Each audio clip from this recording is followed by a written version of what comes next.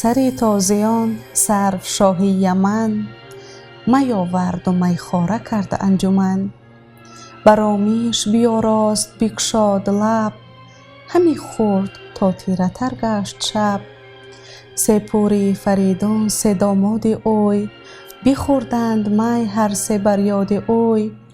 بدانگه که می چیره شد بر خرد، کجا خواب و آسایش اندر خورد.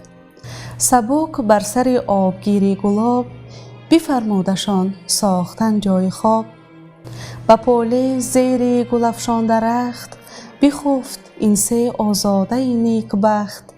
سری تازیان شاه افسونگران، یکی چاره اندیشه کرد اندران.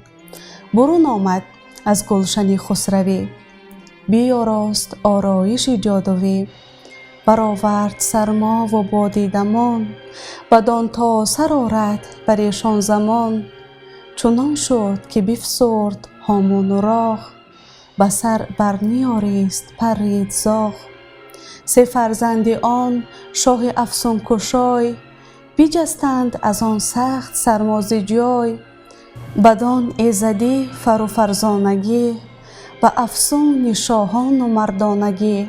بر آن بند و جادو ببستند راه، نکرد هیچ سرما بدیشان نگاه.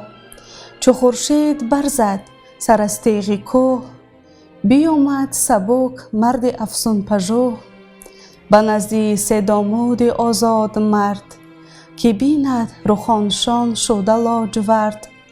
فسرده به سرما و برگشته کار، بمانده سه دختر بدو یادگار. چنین خواست کردن بدیشان نگاه، نه بر آرزو گشت خورشید و ماه. سه آزاده را دید چون ماه نو، نشسته بر آن خسروی گاه نو.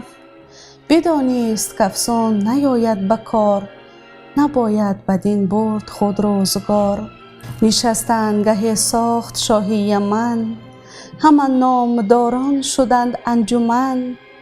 در گنج های کهن کرد باز، گشاد آنکه یک چند گه بود راز. سه خورشید رخ را چو باغ بهشت، که موبد چو ایشان صنوبر نکشت. ابا تاج و با گنج نادیده رنج، مگر زلفشان دیده رنج شکنج. بیاورد و هر سه بدیشان سپرد، که سه ماه نو بود و سه شاه گرد. ز کینه به دل گفت شاه یمن، که بد آفریدون نیامد به من. بعد از من که هرگز مبادم نشان، که ماده شد از تخم نرکیان.